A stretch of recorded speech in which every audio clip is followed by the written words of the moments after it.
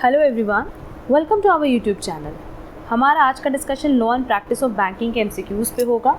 अगर आप हमारे सीरीज़ से पहले से जुड़े तो आपको पता होगा कि हमने CUET MCom entrance exam past year question paper का बाइफर्केशन किया है सब्जेक्ट वाइज। बहुत सारे सब्जेक्ट के एमसीक्यूज़ हमने ऑलरेडी चैनल पे अपलोड कर दी है। अगर अभी तक आपने क्लासेस नहीं कवर की है तो अब कवर कर लेना। हमने ऑलरेडी इसके लिए एक प्लेलिस्ट बना दी है सो दैट आप लोगों को कहीं पे भी क्लासेस ढूंढनी ना पड़े। एंड आज जो हमारा डिस्कशन होगा ना law and practice of banking पे होगा कि law and practice of banking से रिलेटेड कितने क्वेश्चंस आए हैं, किस ईयर में आए हैं। ठीक है, लास्ट क्लास में हमने करेंसी एंड बैंकिंग पे डिस्कशन किया था और हमने बताया था कि वो सब्जेक्ट बहुत रेलेवेंट है। वैसे अगर देखोगे ना law and practice of banking and development banking बहुत लेंदी नहीं है, कुछ topics exam point of view से रेलेवेंट है, बट इससे एग्जाम में बहुत ज़्यादा क्वेश्चंस नहीं आए। स्टिल सब्जेक्ट सारे इंपॉर्टेंट है, सारे आप लोगों को कवर करने। आज की क्लास स्टार्ट करने के पहले हम आप लोगों को एक इन्फॉर्मेशन प्रोवाइड कर दें कि हमने CUET एमकॉम एंट्रेंस एग्जाम से रिलेटेड ऑलरेडी क्लासेस लॉन्च कर दी हैं। तो जो भी इंटरेस्टेड स्टूडेंट हैं वो इनरोलमेंट करा सकते हैं और इनरोलमेंट कराने के लिए आपको सिंपली हमारा ऐप डाउनलोड करना है। आपको प्ले स्टोर पे जाना है और हमारा ऐप डाउनलोड करना है CA काजल डेरोलिया। वहाँ पे आप डायरेक्टली ये क्लासेस परचेज़ कर सकते हो। अगर आप पूरा कॉम्बो लेते हो online classes plus study material plus test series का, तो आपको जो पैकेज है वो 7000 का मिलेगा। और इसमें जो क्लासेस है ना वो बिल्कुल भी समरी फॉर्म में नहीं, हमने डिटेल लेक्चर्स पढ़ाए हैं सो दैट आप लोग के कॉन्सेप्ट्स क्लियर हो सके। स्टडी मटेरियल भी बहुत डिटेल में और टेस्ट सीरीज़ में सब्जेक्ट वाइज टेस्ट मिलेगा, चैप्टर वाइज मिलेगा and university wise, that is full fledged. अगर किसी स्टूडेंट को इंडिविजुअल कोई पैकेज चाहिए तो वो भी परचेज आप कर सकते हो। एंड कोर्स ड्यूरेशन भले 11 मंथ्स लिखा है बट 11 मंथ्स का कोर्स ड्यूरेशन नहीं है। बेसिकली जो हमारा कोर्स ड्यूरेशन है, जब तक आपका एग्जाम नहीं कंप्लीट हो जाएगा तब तक हम आपसे कनेक्टेड रहेंगे। अगर कोई भी स्टूडेंट इंटरेस्टेड है तो इस पर्टिकुलर नंबर पर आप कॉन्टैक्ट कर सकते हो, कॉल कर सकते हो या व्हाट्सएप कर सकते हो।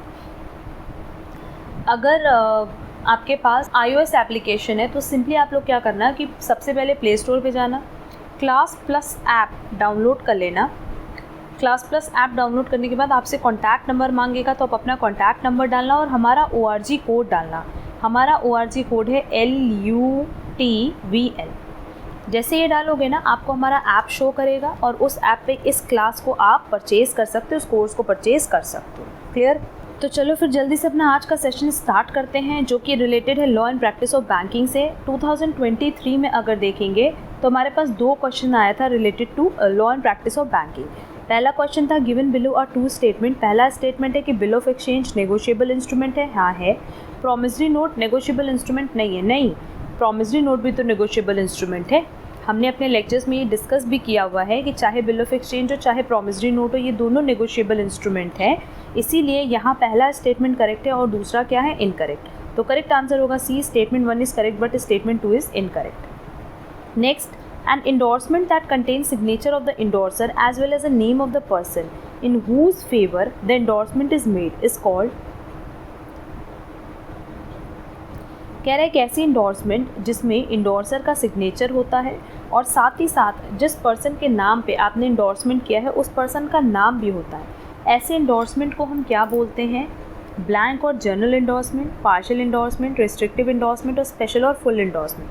करेक्ट आंसर होगा D, स्पेशल और फुल इंडोर्समेंट। अब देखो यहाँ पे जितने भी इंडोर्समेंट के नाम दिए ना सबका मीनिंग एक बार देख लेना, रीज़न बिंग कि एग्जाम में इससे रिलेटेड क्वेश्चंस आ सकते हैं। देन 2024 में law and practice of banking से रिलेटेड 3 क्वेश्चन था। विच among the following is an activity offered by SIDBI under promotional and development support through credit plus approach? MSME advisory, export capability creation, consultancy for project financing and pilot project. देखो यहाँ कह रहा है कि कौन सी activity offered की गई थी SIDBI के थ्रू। वो एक्टिविटी थी MSME एडवाइजरी। बेसिकली लर्न करने का क्वेश्चन है। Which among the following can not be considered as a refinance institution. Refinance कहाँ नहीं होता, नाबार्ड में होता है, SIDBI करता है, NHB करता है, बट एग्जिम बैंक ये कभी भी रीफाइनेंसिंग का काम नहीं करता है, ये एक्सपोर्ट इम्पोर्ट का काम करता है। तो करेक्ट आंसर होगा C। एंड हमारा आज का लास्ट क्वेश्चन है arrange the sequence of following institution in order of the year of establishment old to new. देखो सबसे पहले IDBI आया 1 जुलाई 1964 में। और यहाँ देखो हम तुम लोगों को ना सबका फुल फॉर्म भी बता दें क्योंकि एग्ज़ाम में कई बार फुल फॉर्म भी पूछ लेता है डायरेक्टली। IDBI का फुल फॉर्म है industrial development bank of India. Then second number पे है नाबार्ड। इसका इस्टेब्लिशमेंट हुआ 12 जुलाई 1982 और इसका फुल फॉर्म है national bank for agriculture and rural development. Then आया सिडबी, मतलब सिडबी का इस्टेब्लिशमेंट हुआ 2 अप्रैल 1990 और इसका फुल फॉर्म है small industries development bank of India.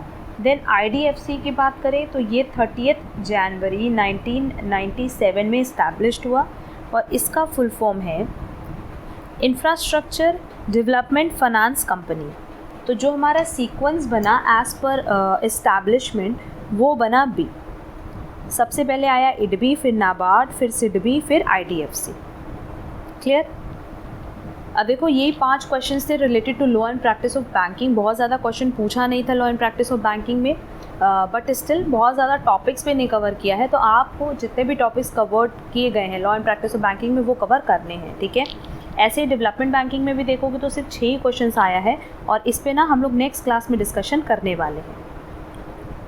अगर आप हमारे चैनल पे नए हो तो चैनल सब्सक्राइब ज़रूर कर देना सो दैट आप इस सीरीज़ से जुड़ पाओ, कोई भी नई अपडेट आपको तुरंत मिल पाए, इंस्टेंट मिल पाए। एंड जैसे हमारी ये सीरीज़ कंप्लीट हो जाएगी ना, हम CUET इनकॉम एंट्रेंस एग्जाम से रिलेटेड बहुत सारे MCQs अपलोड करेंगे।